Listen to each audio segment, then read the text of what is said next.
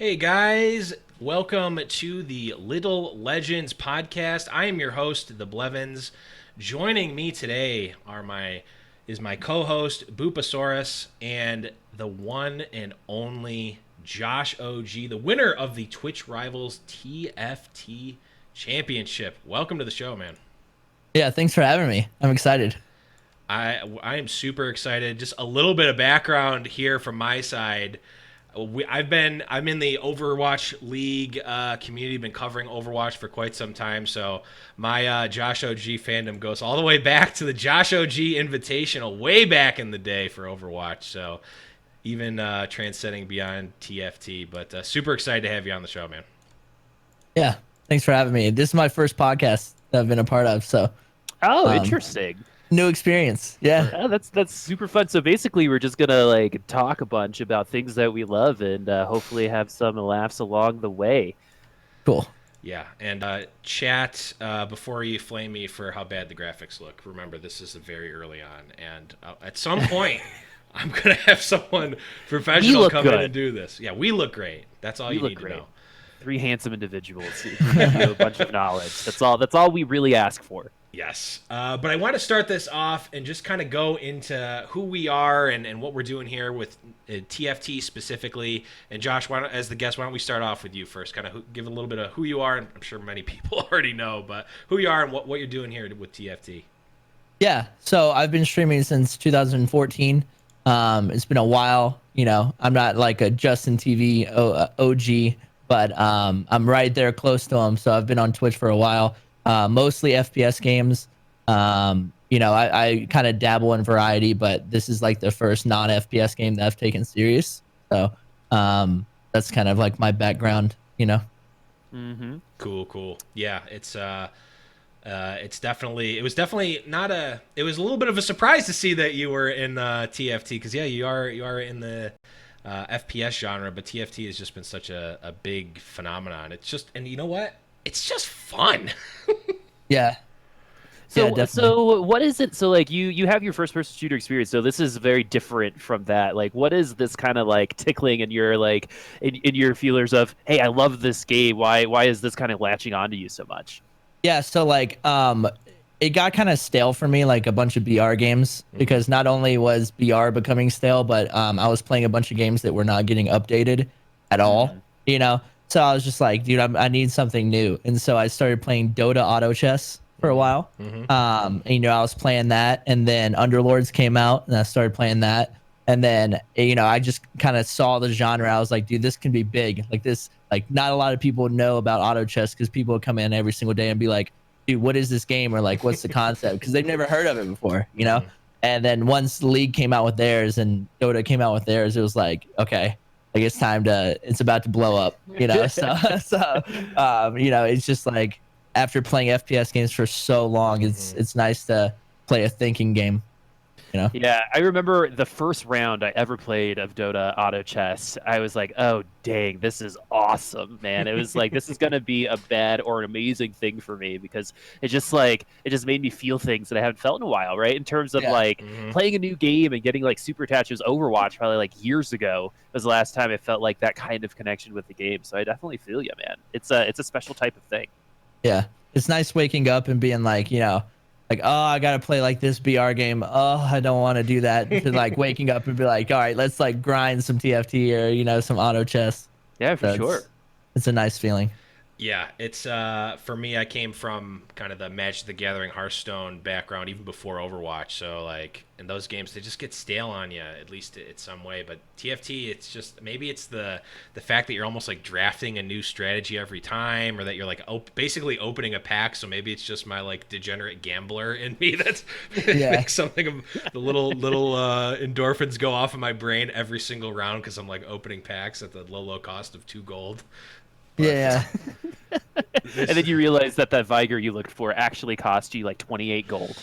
Right? Yeah. You're like, oh, dang it. What happened to all my money? Viger costs 3 gold. The other stuff is just for fun. If you had fun rolling, does it really cost you gold? Yeah. That's terrible advice, man. That is terrible. Well, we're not in the advice. advice section yet. This is the intro to the show. We're light and jovial, and we talk about how you should just roll down your gold every round. No, please, chat, don't do that. Yeah, Unless play you're- gunslingers. Yeah. Unless you're playing the slingers, yes. Yeah. But before we get into some of the meta stuff and the notes for the new patches coming out, I got to ask you the important question, Josh. Yeah. Who's your go-to little legend, man?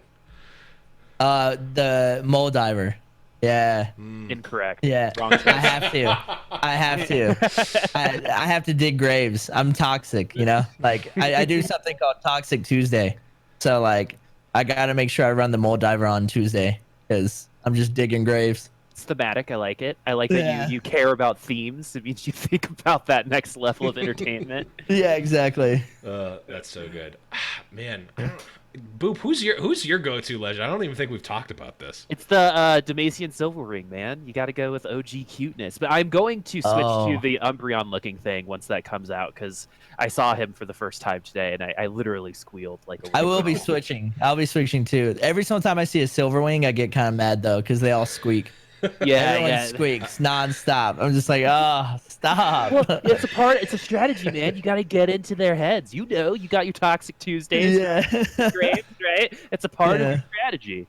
Man, back when I used to play basketball in like high school and AAU, it was Toxic Tuesday every day for me. I would talk so much shit.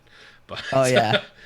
It's so fun. I am also, but I'm running the whatever the pink Silverwing is. So yeah, I'm that guy making all the awful noises the whole time. Yeah. My goal is to have you like wake up in the middle of the night and just hear that. Right? It's just echoing on the back of your brain. Just Can't get it out of my head. Yeah, exactly. The thing about that one is it's got the taunt that's like the Arrested Development like chicken, the caw, caw, caw, caw. Well, you can also Only 90s kids will remember that reference. you know, you got to spam your emotes too, because you can also make your Demacian Silver Ring do some dirty things to other little legends as well. So that one's fun as well. If you spam Control 2 over and over again, the way that the animation goes, you can really make some people feel bad about themselves. Yeah. Yeah, the spamming the emotes is fun. There's a few that like go forward. And I like to like when the carousel's going around and you're like locked in. I'm like, let me out. Yeah. So good. Let's move on here and talk a little bit about our week here in TFT. Josh, we'll start with you. Where did you roughly start in the ranks? And well, I mean, I know where you are, but where are you heading towards here in the ranks of TFT? Yeah. So I mean, the start of the TFT grind is pretty easy, just because like you get kind of like 100 LP per win at like iron and bronze and stuff like that. I think I'm like 20 LP away from like master and challenger rank that up there. So tonight I'll be grinding for that before the new patch comes out, before they nerf all my comps. So but yeah, so it's right now it's like to the point where I'm getting like 29 LP for a win. And I'll get like minus 60 or 70 for like a 7th place or 6th place. So it's pretty rough. It's pretty rough. I'm not quite there, but man. Yeah, man, it's like it sucks when you're like at 92 LP, right? Because that's when you're going to get 8th, right? When you're at 92. Sure. And then you've played for like 7 hours, and then all of it's just deleted. You're exactly where you started from because of one loss. Yeah, that's frustrating. Boop, what's your TFT progression been like this week? So I started in Plat 2, and then now I am hard stuck Plat 4 because I'm trying to be too fancy. The thing about me in all the games that I play is I know what I'm doing wrong. I just can't help but like keep doing my bad habits because pressing that reroll button is like my favorite thing in the world. And now I know I just never go to Las Vegas ever again because man, I just love buying things. I like re-rolling, and I like trying new things. And I have this like really bad habit of I don't like doing the same thing as other people. And so if someone orders something I want at a restaurant, I just won't get that thing. Yeah, You're playing the dinner meta game. Why? Yeah, exactly. I need some patch notes for my brain. A new patch to help out, but yeah, so I've been like re-rolling too much and trying new things and just not going with tried and true, and I think that's a big reason why I'm fallen right now, because I know better. That's the thing. Like even with Overwatch, with other games, like I know what I'm doing wrong. I'm just almost consciously choosing to not do those things, which Yeah.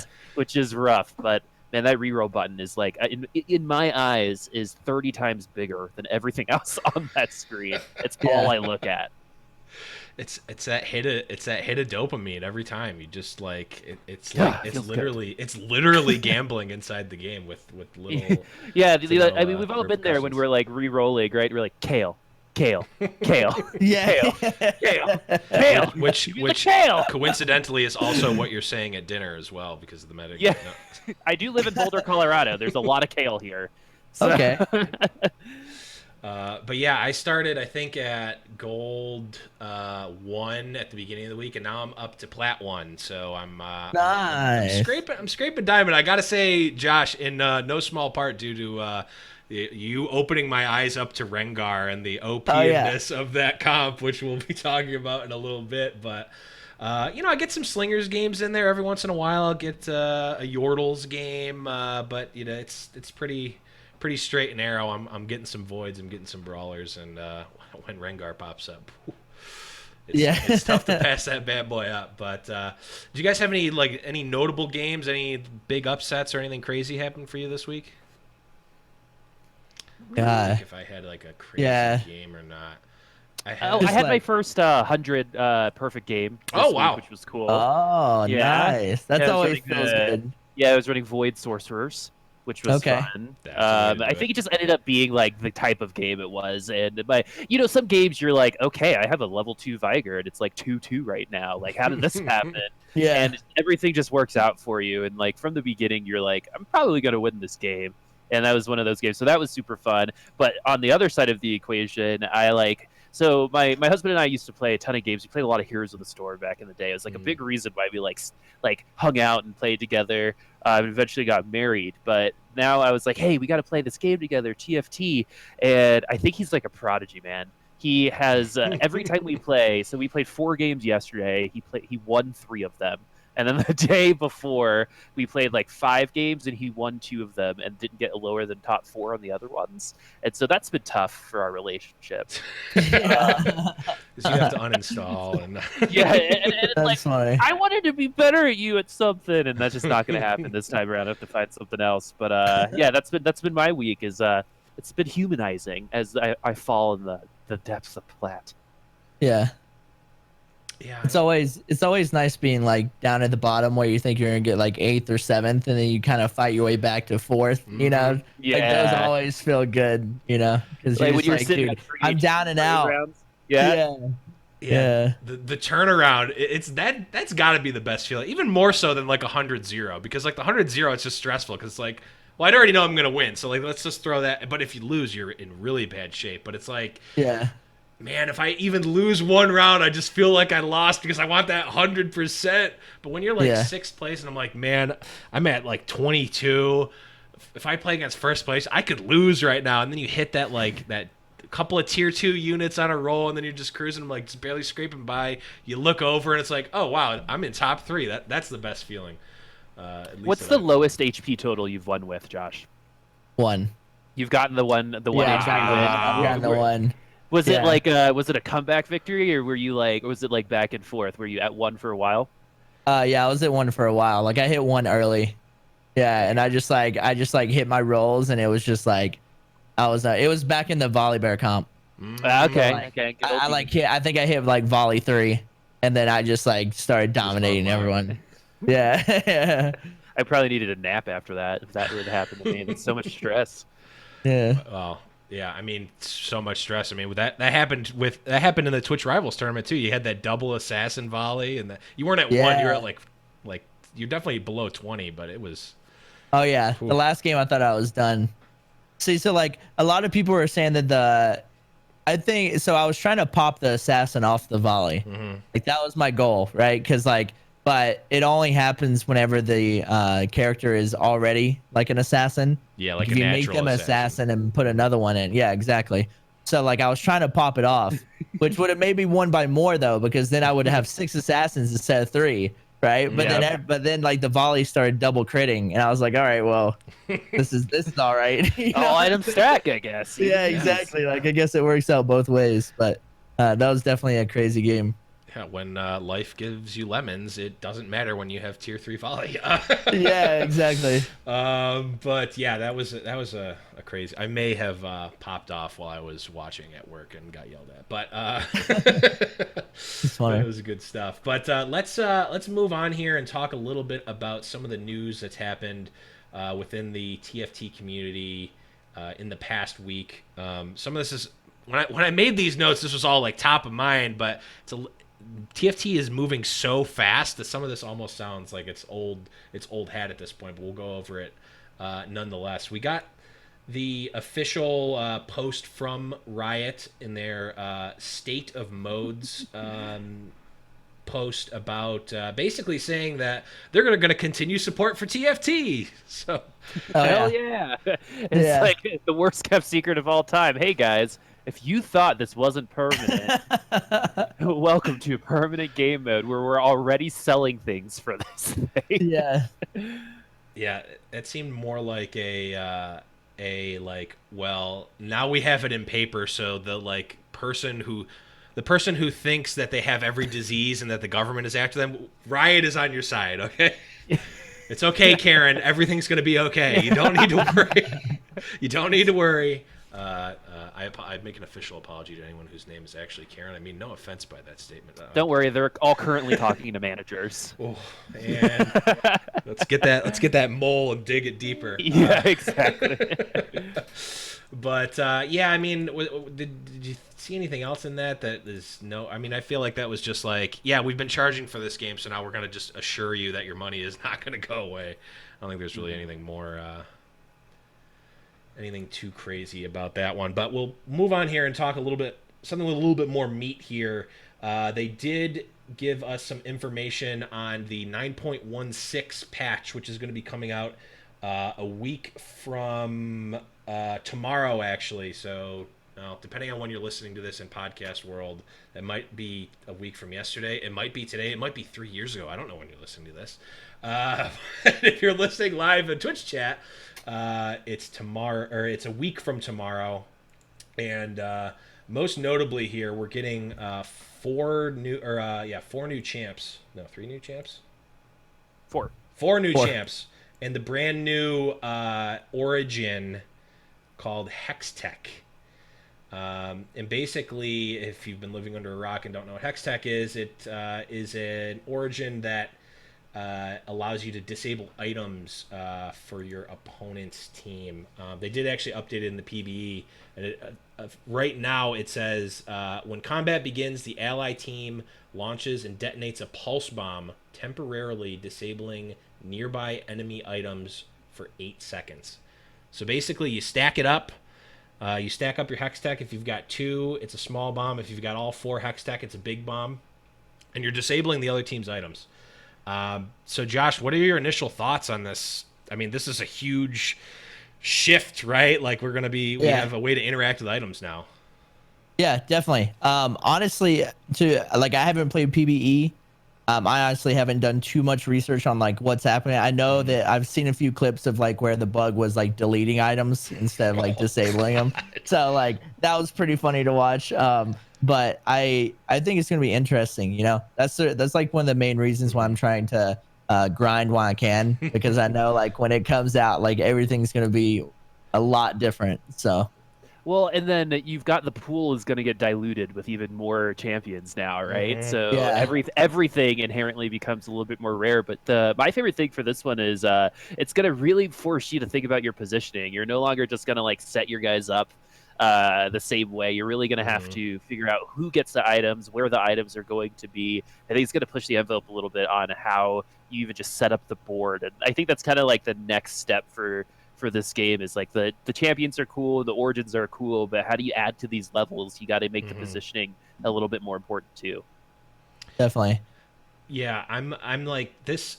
To me, this is I think the most champions they've ever added, at least in a public patch. Right? They only added Twisted Fate last time, so this is obviously adding 4 times as many champions. That in and of itself is big, but I think that this Origin, the Hextech Origin, actually being able to interact with items is big.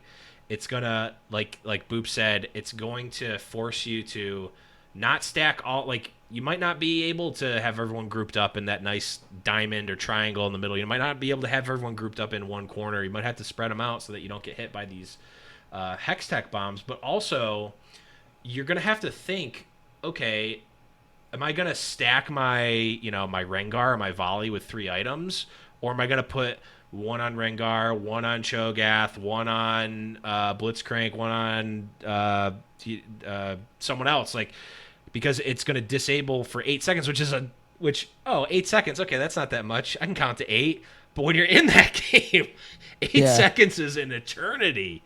Yeah. So Definitely. It's kind of like the Leona stun right now. yeah, Like, I think it's like 5 or 6 seconds, and it's like, oh, dude, 5 seconds is that long. But like, as soon as it stuns like your carry or something, you're sitting there, you're just looking at it, you're like, oh my god, come back to life, you know? yeah. Oh, yeah, you got that Sejuani stun that's on your entire team. Yeah, You're, like ahead by exactly. like 3 characters before that, and all of a sudden you're just dead, right? Yeah. And I'm excited that they're adding item interaction too. It's just cool to see that they're actively trying to push this game into a place, and they seem to have an idea of where they want to put it too, which is really cool. But yeah, item stacking is like part of the fun though, right? Because who doesn't like putting 2 Warmogs on their Rek'Sai, right? and just like having every game just stall out, right? And that's just Boop, I think I may see why you're going down in ranks. yeah, at this platform. Yeah. Exactly. I'm a little bit too keen on those, like, I'm gonna make this item good. And prove everyone wrong, because like even when I was playing like Street Fighter back in the day, I'd always just look at the tier list and just go to the very bottom and be like, all right, this is my main. I am maining this person. But no, it's still fun to do, right? It's funny to like delay games. Like you could put the Thor mail on Braum is another really good example. That is but a cool like when you put 3 items on someone, the characters do really fun things for you, right? You get to see some of the characters attack really fast. That it gives you that kind of feedback, and that's gonna happen a little less, I think, once these hex techs come out. And I'm really excited to see what other characters that might be better with just singular items come out and do in terms of these team comps. You never know; it might actually make other items better or worse based on the fact that you're no longer stacking. Yeah. Yeah, I think. Well, because like it's not like you're gonna have hex tech everyone's gonna have hex tech every game. I think it's gonna feel like a slightly more common blitzcrank, where like once you get to a certain level of play, like you're cognizant of playing around the blitzcrank. It's like, oh well, I don't want to have my hyper carry Draven over in the far corner because he's gonna get pulled and I'm just gonna get completely wrecked. Now it's gonna be like, well, I don't want to put all 3 I don't want to invest 6 items into my hyper carry right now, because if I have one player that's hex tech, like I'm just screwed over for a round. So I think it's going to be the type of thing that's like more situational, and it's also going to really depend on how good are these hex tech champs on their own, because like Blitzcrank, he's pretty strong, like just like with Brawler, the robot passive is very strong, so like you're not like really harming yourself to run a Blitzcrank. He might not be the best in your comp, but he's a pretty good piece of CC. If these hex techs are really bad, then it's kind of a moot point. But let's talk a little bit about the hex techs themselves. And Josh, like you said, you haven't played PBE, so we won't go into too much detail here. I haven't played PBE either, but just like on the surface, we're getting Camille, who is a blade. All these characters have the Hextech origin, and then their class, or what is it? What is it called? It's origin, and is it class? I don't know. Yeah, it's class. Semantics. I don't know. At least it's not Dota Underlords where they're like, oh, I'm Rogue 13. Like, what does that mean? It's just a different gold, bro. Like, why am I Knave 6? What does that mean? I have no idea. So we've got a Hextech Blade Master, so we're going to be closer to getting that 9 Blade Master. And her ability is Hextech Ultimatum. Camille roots and damages her auto attack target, and her abilities will focus the new target. So a 1-cost Blade Master, much like Fiora. Yep. Okay. Yeah. With that Hextech. it's tough. It's really tough to see how good these units are going to be on their own because we don't have damage values. But rooting a character is always good. A little bit of CC. It's not a stun, but a small amount of CC and some damage is pretty good. And giving you an extra Blade Master is obviously going to be strong here. Any additional thoughts on Camille, the new 1-cost Hextech Blade Master? The Blade Master is going to be it. You think They're Blade already Master? I know. I definitely know the next comp that's going to come up, and that's going to be a big part of it. Oh, yeah. For sure. Do you want to? Are you keeping your cards close to the chest, or do you want to spoil out your future comp? I mean, I'm gonna be running it tomorrow, but like GP's like the next carry. Ooh. For sure. Yeah. And so like having a Blade Master with an extra one, especially at 1 cost, where you can pull the GP early and get that Blade Master now. You know what I'm saying? You can have 3 Blade Masters super early now. Yeah. Yeah. So. For sure. I love Gangplank as well because he's a big bearded dude. So I mean, yeah. gotta show love it's to an my easy bearded cosplay brother. for you, man. Exactly. I need him to be good so that people will be like, "Oh, you're Gangplank," and I'm like, "Yep." The next one we've got here is Jace, who is a Hextech shapeshifter. He is a 2-cost unit. His ability is Thundering Blow and Transform Mercury Cannon. Jace knocks back a target and then changes to ranged, gaining max attack speed for a few initial attacks. From what I hear, he's almost like a reverse Gangplank, where instead of Gangplank pulls the furthest unit towards him, Jace... What did I say?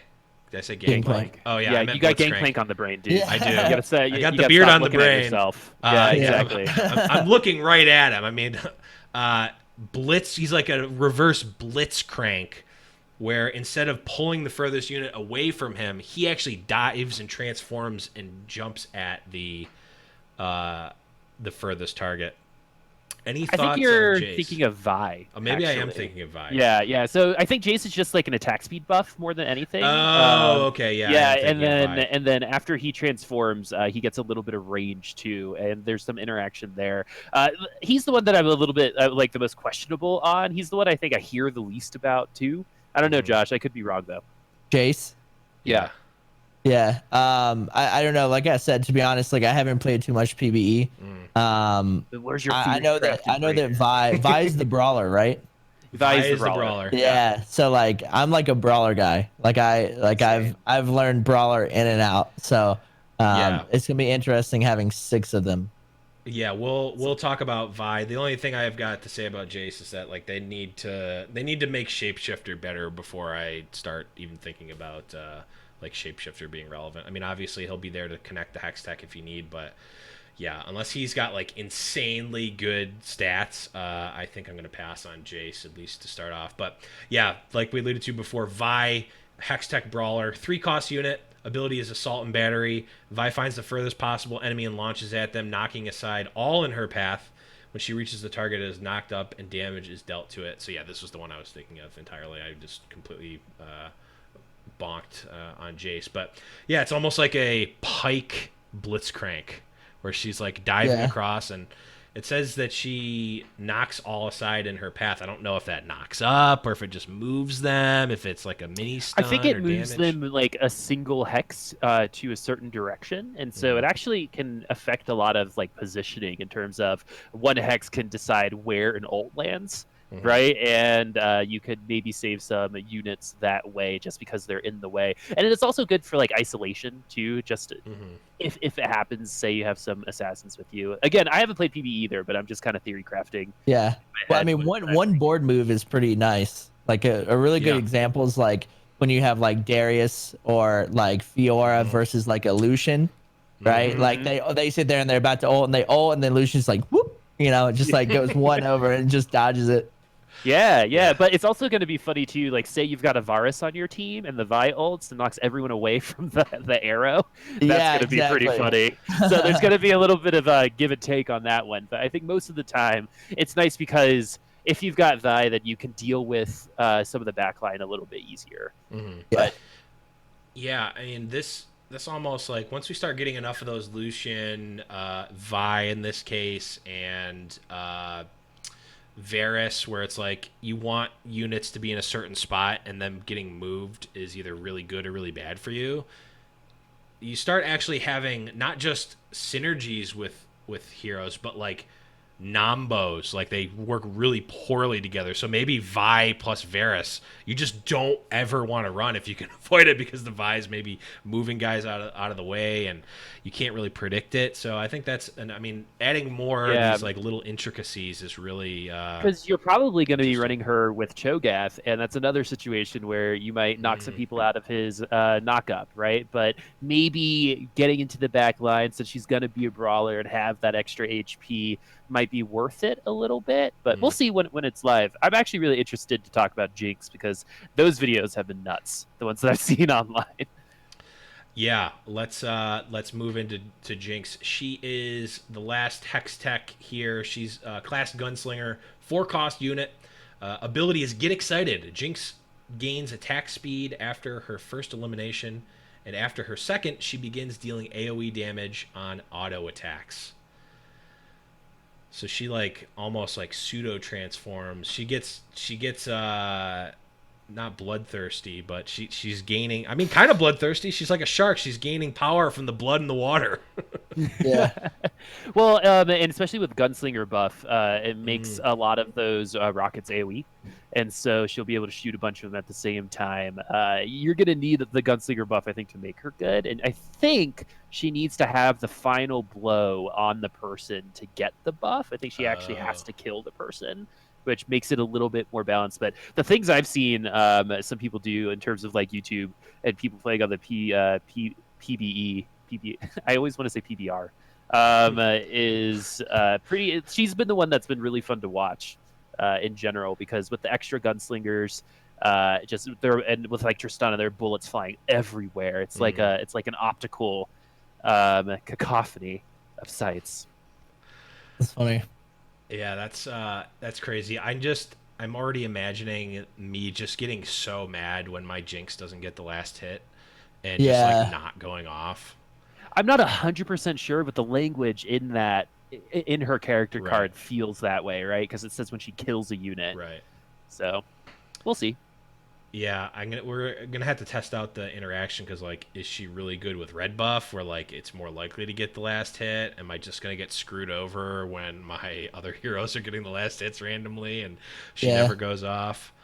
Or like a Ludens. Like it'd just be going off everywhere, you know, like everyone's just getting chunked, you know. Yeah, red buff, that'd be crazy with some rapid fire cannon. Yeah, Morelos.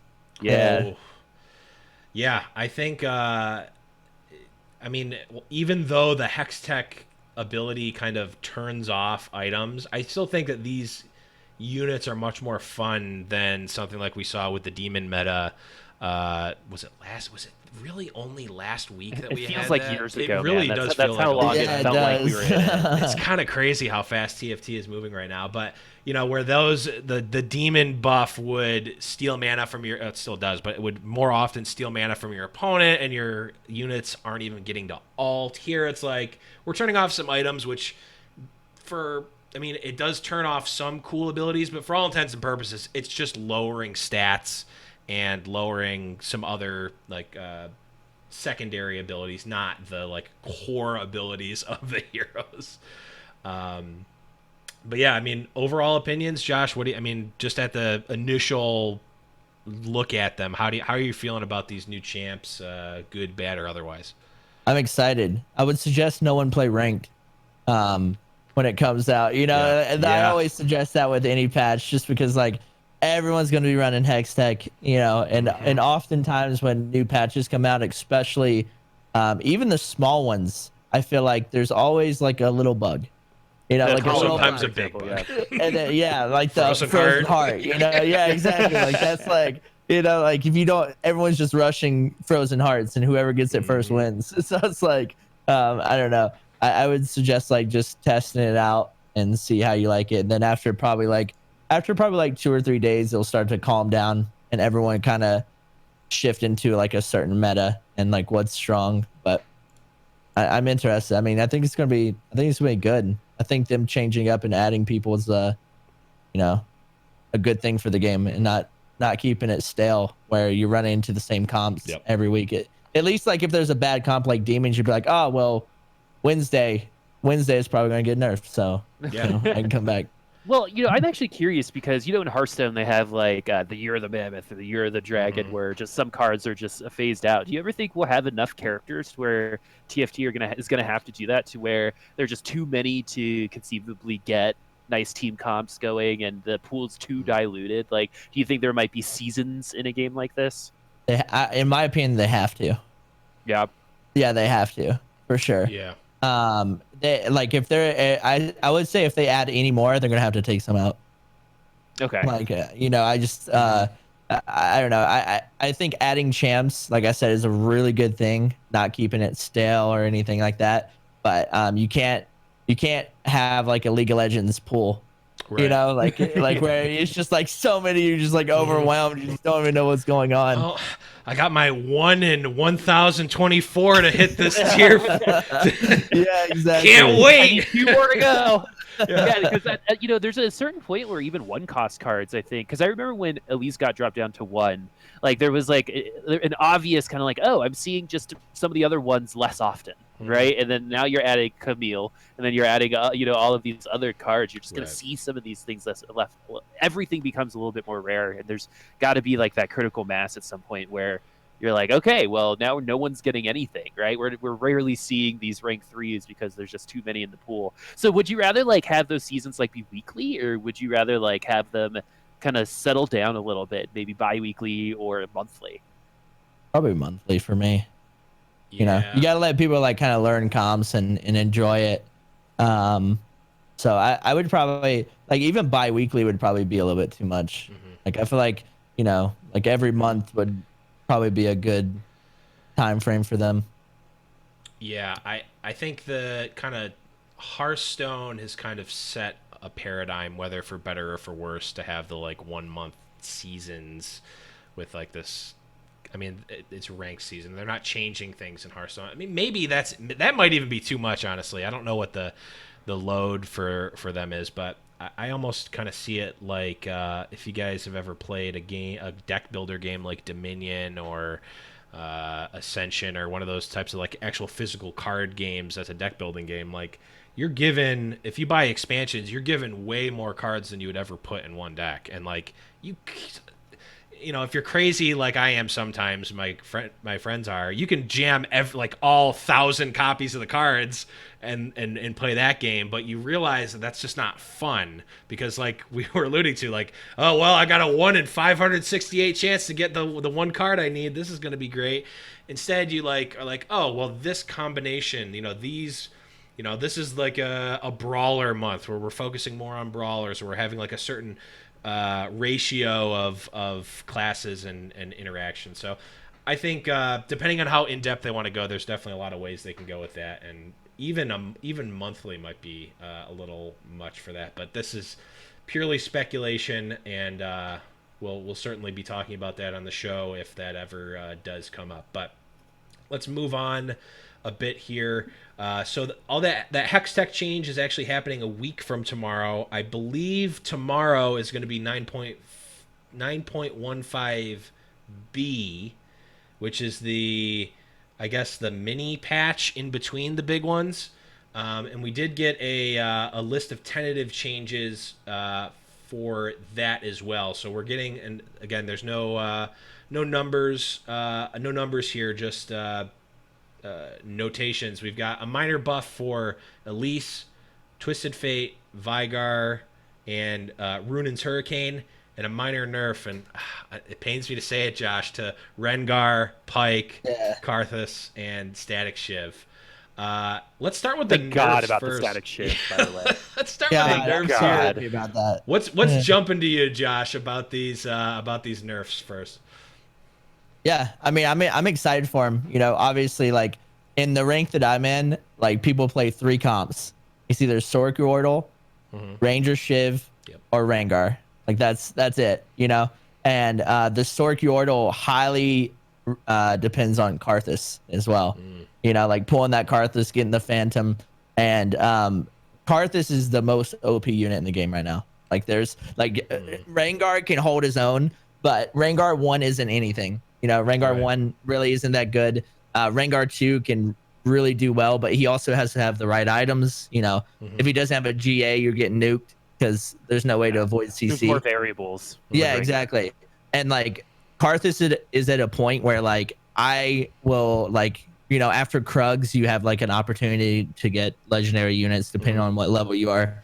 And like if I see a Karthus, I pull it and put it in, no matter what my synergies are or anything. You know, it's just the way it is right now because you know, it applies. Not only does it hit the whole other team at that level, but also, you know, if you have Morellos or anything like that, it's just like it's nuking. So Well, and I I don't think know. I'm excited. that's a good barometer just in general. It's just like if a character ever becomes good enough to where the synergies don't matter, and then you gotta you gotta look at that in terms of balance, right? Because there have been a couple in the past that have been like that, but Karthus for sure. I mean, it's just like the value he just provides any team with like an AOE ability. I mean, it's technically single target, but it hits a bunch of people. But you know, you put your Morellos on him, and then no one can heal for the rest of the round, right? Yeah, exactly. And that's rough, and they definitely got to look at that because I've definitely been in the same situation. I'm not as highly ranked as Mr. Josh here, but I think everywhere though, if you know anything about the game, you're putting Morellos on Karthus, and you're probably winning, right? Yeah. Especially early on. Yeah, a Karthus 2 is like, you know, a Karthus 1 can get you like top 4 for sure, but like a Karthus 2 wins the game. Like it's very, very, very hard to beat a Karthus 2 unless you have some sort of CC. And even at then, like if you have like a Seraphs or even 1 tier on him, he's just popping his ult over and over again. So it's like because I think it's like a 50 cost for his ult, right? Or something. It's definitely lower than it should It's super be low. Yeah, for it's like super how low. crazy the ability is. Well, because they buffed him a couple patches ago, right? Because Right. he was not very good before that. And they just, I think, went to the other side of the equation, right? They're like, let's make sure he ults, as opposed to, Yeah. oh, let's get him to earn it, right? Because his attack range is actually pretty far, so he can develop his ultimate. Then, like you said, you put a tier on him. That's like the only bump he needs, and all of a sudden, like 5 seconds into the game, right? Less than a hex tech origin, right? He's got his ult off already. Like he ults twice now, which is nuts. And ult that impactful, you really want to, I think, make the characters work to get there, right? Because if they're going to be that good, there's got to be a little bit of give too. And right now, I don't think he really has a ton of that. Yeah, I would like to see a whole rework. To be honest with you, Yeah, I would which like to direction see would you go? him ult when he dies, just one okay. time. It's more thematic, and honestly, I think Yeah. like his passive in League could work in a game like this too. So Yeah. they could For even those change of us that who whole haven't played League in a very long time, what is his passive in League? He dies, and he could use abilities for the next 8 seconds, including his ultimate. Yeah. That's interesting. And there's like this AoE kind of like a circle around Karthus that also does damage, does burn damage. Yeah, And it's kind so, of like a cannon. Yeah, Oh, yeah, okay. exactly, Yeah. exactly. And so, like, say, like, a Vi ults the Karthus and the Karthus dies, there could be a world where instead of, you know, he can ult, but he could also have that AoE to help, I guess, clear out that side, bring him back. That's going to be a little bit more powerful. But I think you're right, man. I think they got to look at Karthus a little bit because again, it's too easy right now to get what he's supposed to do. Yeah, and do it multiple times. That's the biggest thing for me is like, you know, I can take like, I mean, from a Karthus 2, you can't take like one ult and then you're dead. But I mean, if you get a level 2 legendary unit, you should be rewarded a little bit. But like a level 1 Karthus ulting like 2 or 3 times in a fight is like, you can't avoid it. You can't do anything. You can just hope that like your pike stuns him or he gets in the Cho ult or something. You know why he's ulting. He forgets to move from the corner, and you've got a Blitzcrank. Yeah, exactly. For the next 10 rounds. Right? Yeah. It's definitely hard to make an ability like that A, fair, and B, like fun for anyone. Like obviously winning is fun, but taking that away, it's like it just does a ton of damage to everyone regardless of where they are and regardless of how you position. So it's like it's just tough. And I mean, the Karthus 2 does have his ability is single target. It's just that target is the entire team.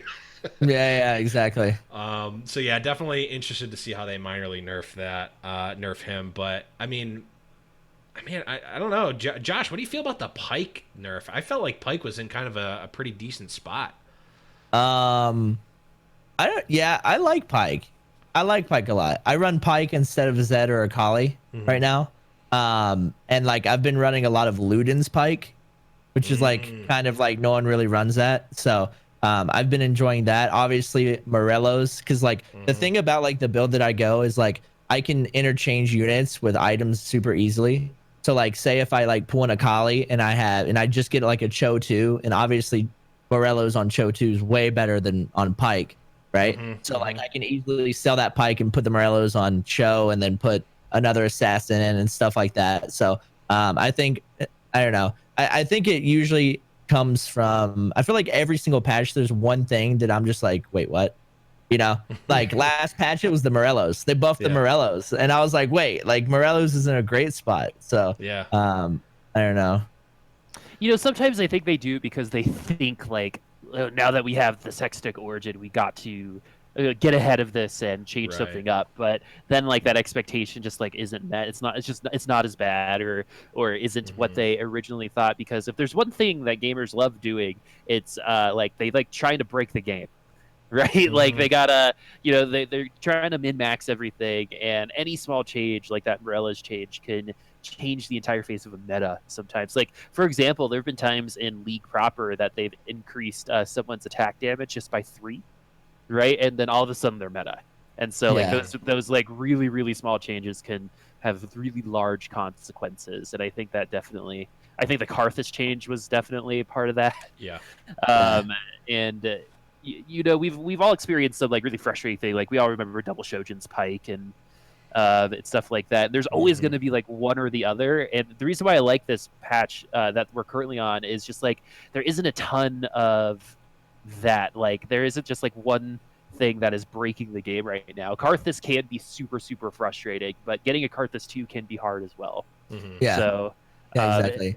and so like there's a lot more variability in the comps you can run. It's in a pretty good spot. That's why like I love seeing these new characters. So that's why I'm just slightly apprehensive about adding 4 new characters at once, because that's crazy. I know Overwatch added like Mei and Diva and someone else at the And same time. They're Genji. like, yeah, we're never doing that again, is what they said. So it's different for an FPS, but this is a lot of change going in on Mm-hmm. one patch. So just like Josh said, I wouldn't play ranked for a couple days. Yeah, I'm Uh, curious about what's gonna happen with Pike. Is like one of like the off metas that's like really good is called like X Pike. It's like where you have two pikes and you put them in both corners.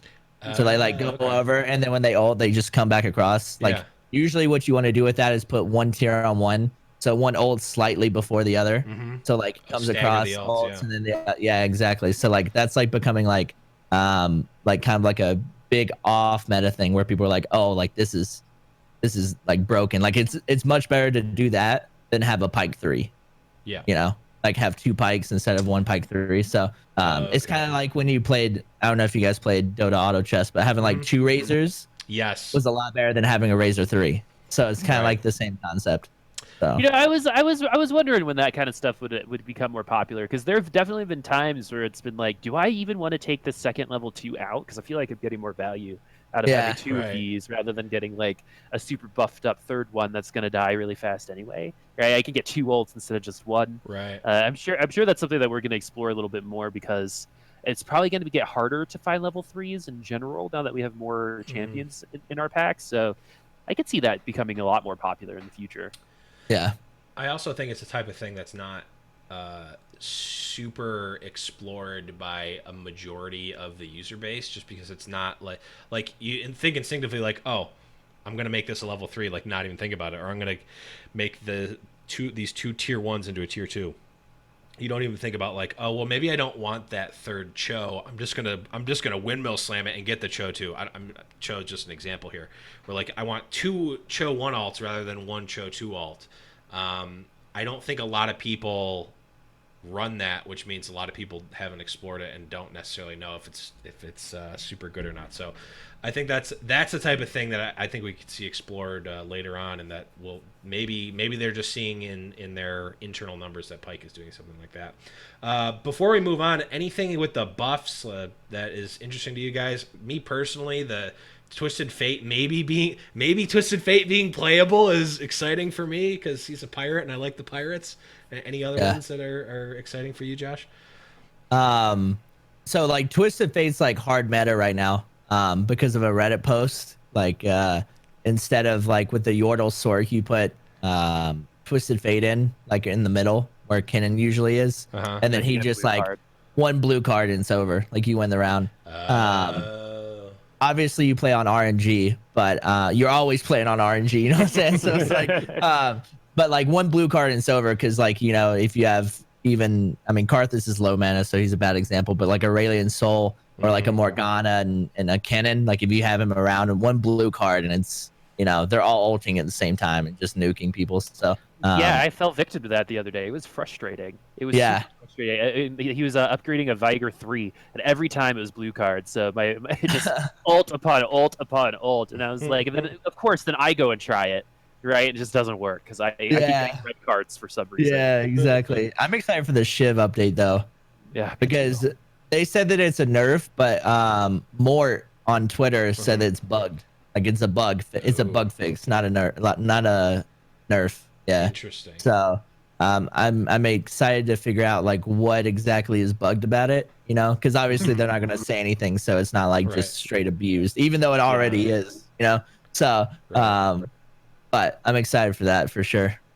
Yeah, those ones. I mean, those are going to be the ones that I'm sure we'll talk about on the next episode. Where once we've played them, oh yeah, Vygar's OP now. Maybe we'll be talking about that. Or Elise is pickable and usable, and I don't know. It's definitely interesting. I love the fact that we're getting changes every week. I don't want to get too attached to that because I know at some point, especially when they're out of beta. I mean, even Overwatch was doing this, or in Hearthstone a long time ago.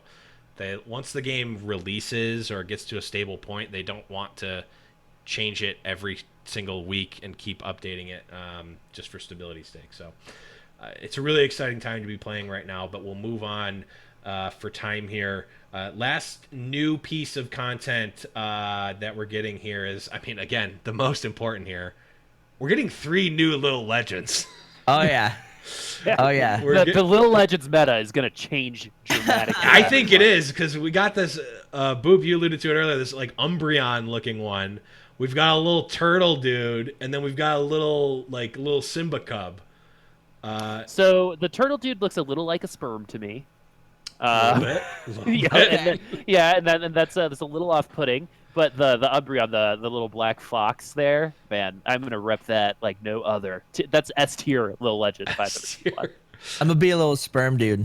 You're gonna be the little sperm dude. Yeah, dude. I my favorite color is green. Like I love green, and so like I know that there's like I've seen a few of the Little Legends of the turtles, and like some of them have like a little like bow on them and stuff like that. But like that OG like Ninja Turtle green, the turtle they're coming out with, I'm just like I have to run it. I'm gonna run it for a little bit for sure. Yeah. Well, and I think until I want to be toxic again. I think a lot of the community, it's like it might look a little bit like a spermy dude, but that almost adds to the luster of it.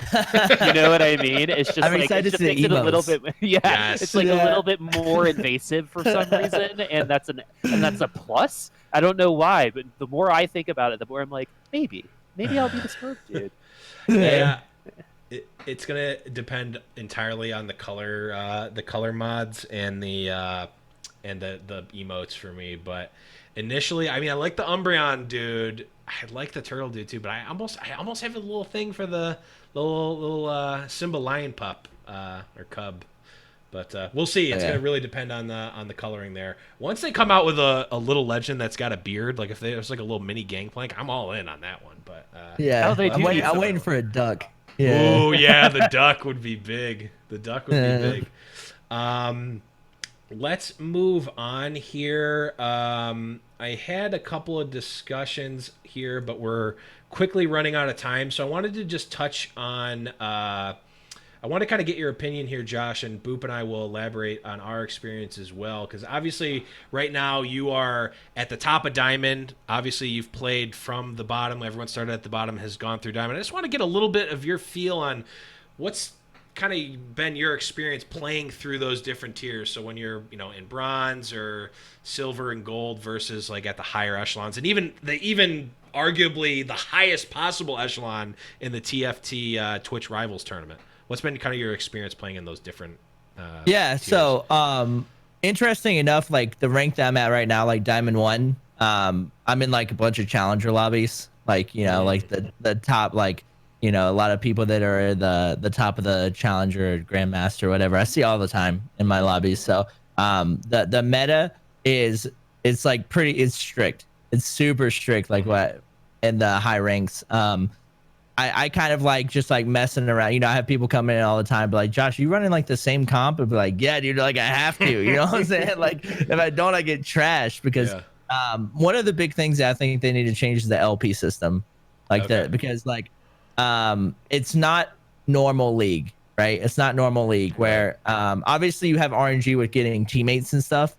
But when you hit a certain level, like high diamond or challenger, I'm sure in League of Legends, obviously I'm like a bronze League of Legends player, so I'm kind of speaking on something that I don't necessarily know. But you know, everyone's try harding. Everyone knows what they're doing in League of Legends, and it's super skill based. And there's a ton of this game that's skill based as well, but there's also a lot of RNG. So the fact that, like I said, that you can get first and get like 29 LP or like 30 LP and then get sixth and lose like over 50, 60 in my rank, it's like, dude, I like stream for like 5 hours, get like 3, 4th places, get a 3rd place, get a 2nd, feeling good, ranking up, and then like I just don't get one roll. Or it's not even that I don't get one roll. Someone else gets like Karthus 2, like off the drop or something, you know, and I face him like 2 or 3 times in a row, and then I'm nuked out of the game. It's just like, I don't know. There's too much RNG to be able to have the same LP system as like normal league, in my opinion. Definitely, I definitely feel you there. It's just it hurts so bad when you like the disparity. It was like at least in Hearthstone, it's like it's +1 -1 at the high ranks, and like at Legend, okay, it can be different, but it doesn't really matter. But in this, it's like, yeah, like you said, it's like +30 for a first place, and like 8th place, like don't even talk about it. Like you're done at that point. Yeah, but even yeah, like exactly. a 6th or a 5th, I've seen Dog who's at like he's like super high, like Challenger. And he's getting like I think I've seen him lose LP at 4th place. Oh yeah, It's just insane. So Absolutely insane. that's like one of the things that draws people into auto chess games, though. You know, you don't have to win to succeed. You know, like you can be top 4 and just be like, yes, top 4. It's not like, you know, winner takes all. Obviously, winner gets more, but there's a draw to being like, oh, like if I'm top 50%, I'm ranking up. You know, that's like, that's a good feeling. Well, you know, I would say like I might give a little bit more flexibility to losing so much LP, like if these games weren't like 40 minutes long sometimes, right? If you were investing already, like you only can play like 2 games an hour sometimes, right? Especially if you're killing it, and then you're investing all that time. You've played for 6 hours, and one set of 40 minutes will completely take away from you know, the 6 hours of gameplay. And that's where I start having like a really big issue, because like if these games were 10 minutes long, right, then you're like, all right, I'll just go back in. I have like 18 chances to try to bring this back, right? But that's not the case. So this time around, it's like, all right, you work so hard to do well, and the game is almost telling you, all right, you cannot mess up from here on out, right? Because if you do, then you're going to drop so and so many points, and it's just like too much of a consequence for having a bad game, right? I would love to see it like stack a little bit more. Like maybe if you get 2 8th places in a row, then you lose more LP, or like you gain more for consistently getting in the top because your MMR is raising. But like those changes aren't as obvious as I think they need to be. And there's like a little bit of mystery to like where these numbers even come from. That's always bad for the community, right? It's like what were the choices behind making it like this? And I don't think we have those answers. Yeah, it's definitely maybe, and again, I haven't played League in a long time, so I don't know how transparent they are about their rank system. Maybe we'll get some answers on that. They seem to be pretty transparent about most of the things in this game. But someone in chat actually brought up an interesting point to 9.15b that I forgot to mention. Riot Mort on Twitter did confirm that you'll be extremely unlikely to be paired against the same opponent once the new B patch comes out. So like I know I've seen people on Reddit complain about like, oh well, I was in fourth place, and then or I was in third place, and the guy in fourth or in fifth place or whatever played against the ghost like a bunch of times, and I ended up losing before him, even though I had way more HP. So Yeah. they're now making it much less likely that like you'll be able to run like ghost into ghost into ghost into ghost. You're going to be playing against a different opponent much more frequently. So I think that's just an overall good thing. What do you guys think about that? Anything bad about that? I'm excited about that. I've Mm-hmm. always thought, and every single, I mean, I've played all the Dota, the auto battlers, I guess they're Mm-hmm. saying, games, and that's something that's like just such an apparent problem Mm-hmm. that has never been solved or never done anything about. Like Yep. I've always thought that like you need to fight everyone in the lobby once before it resets. Like I don't Yeah. see why that wouldn't ever be a thing. So I think it's a good change. And obviously, ghosts fighting a ghost is like it's so hard to lose against a ghost Right. late game because they don't have any synergies. So Yeah, I don't know if they need to buff the ghost or like if they need to like even something like not giving you the +1 gold if you play against the ghost is like it's a little bit of a nerf. Obviously, you'll take the win every day of the week, yeah, but because it's like I guess a +0, but you getting the gold and it's tough, but definitely interesting there. But I think yeah, we're just about out of time here. I wanted to open it up to Twitch chat for like maybe like one or two questions if you have time.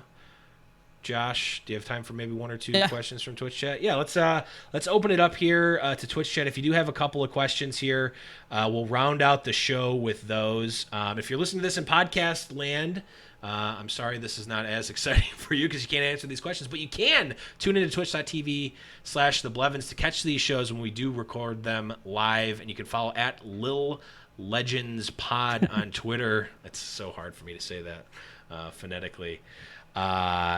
But yeah, if we can get if anyone has any questions in the chat, I know there was a couple back. I know there was one earlier on.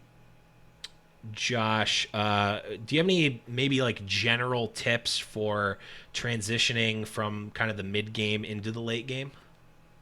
Um, yeah. I mean, you're talking about just mid game to late game, or you're just talking about in general? Just in general, I think they were asking specifically about like transitioning into the late game, whether it's from the mid game or just in general. Yeah. Late game is highly dependent on synergies, in my opinion.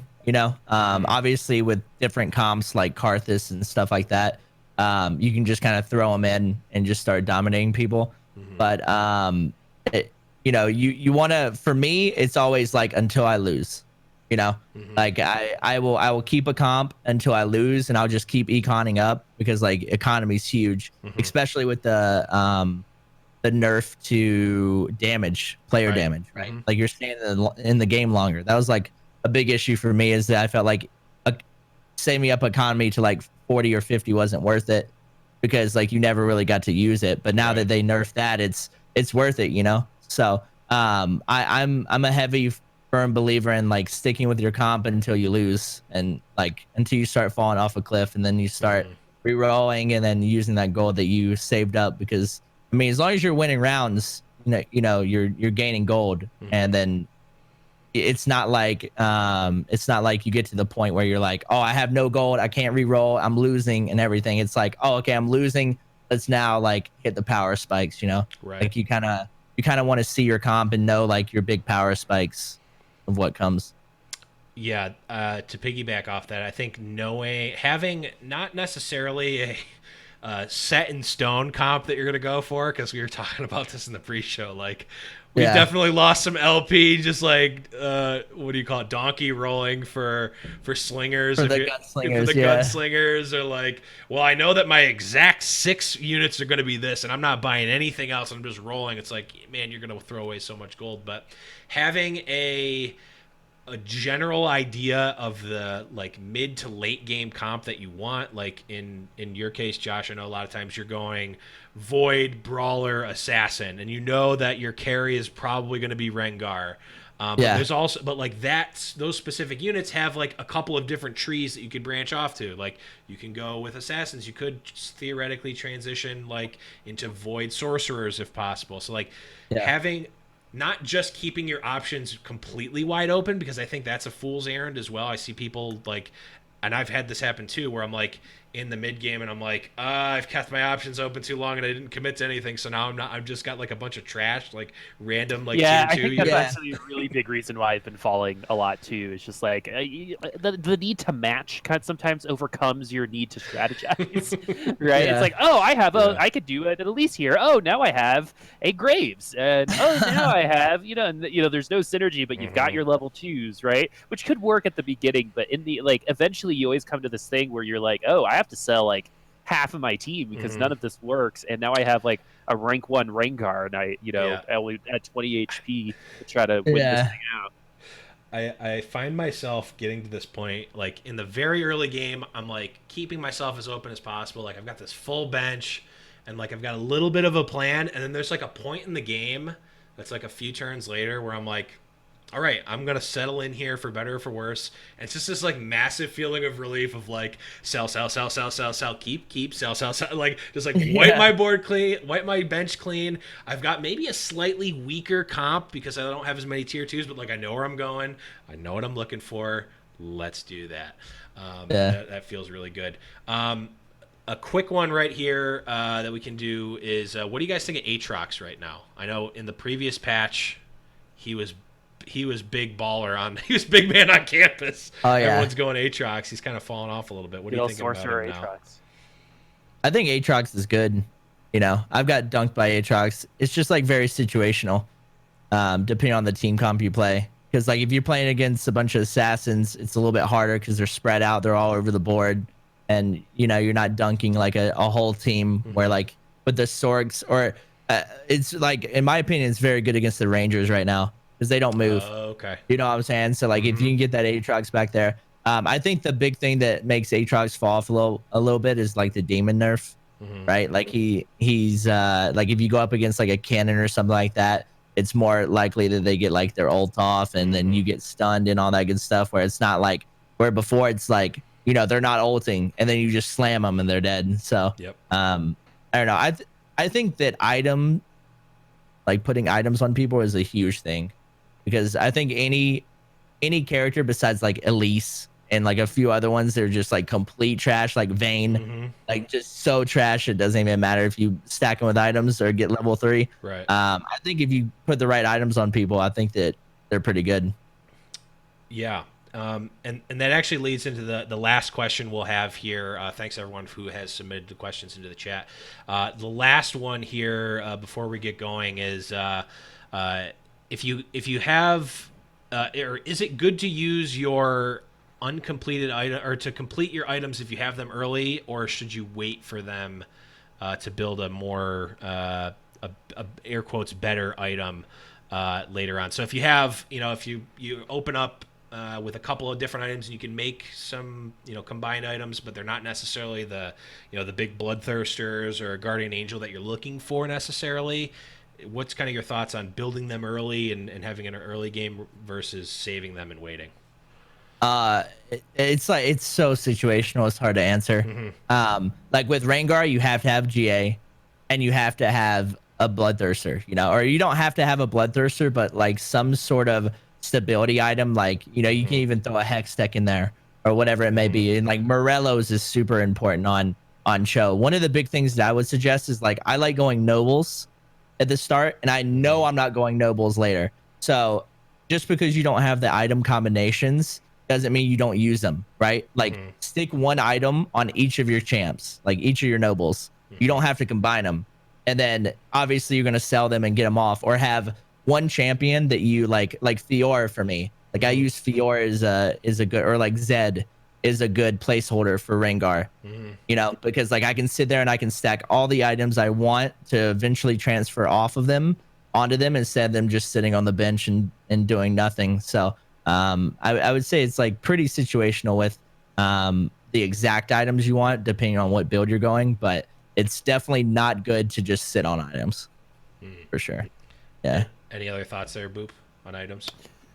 I like love trolling with items, so I always make like really bad things. I don't. It's like because that actually speaks to like why I like this game so much. Because I also like doing it in MOBAs, and when I do it in a MOBA, I'm affecting my team, right? Whereas when I'm doing it here, I'm just like screwing with myself. Hashtag platform. And so like I like putting bad items on people just to see like why they're bad sometimes, and try to learn from that lesson. But in general, it's that's also been a question of me. Is just like, and I just recently started doing it specifically with Fiora because I was watching someone and it's just like you're gonna get rid of this unit anyway, right? So yeah, and why are you gonna leave these items off when you're gonna use these same items, right? You can make your 2 shivs right now, right? Why are you gonna wait for your Nard to put them on?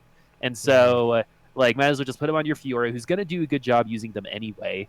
Right, and it will help you get over to the mid game, and then once you sell it, your items are going to be there anyway.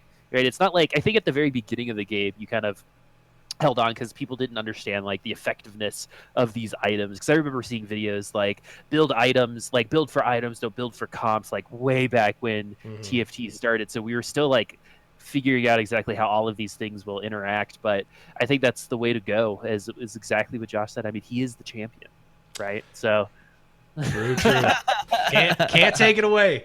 But yeah, the last thing I'll say on that is have an idea of the items you would like and the items that are close to that, and do a similar type of thing.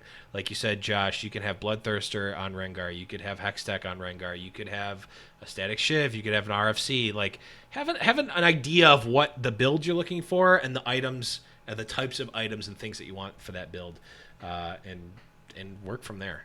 But guys, that is going to be it for this very first episode of the Little Legends podcast. Again, huge thank you to you, Josh, for coming on here and talking a little shop on TFT. Where can people find you on the internet and other places? Yeah, JoshOG across everything. Stream twice a day, morning and night. It's pretty easy to find me. So yeah. Absolutely. Boop, where can people find you?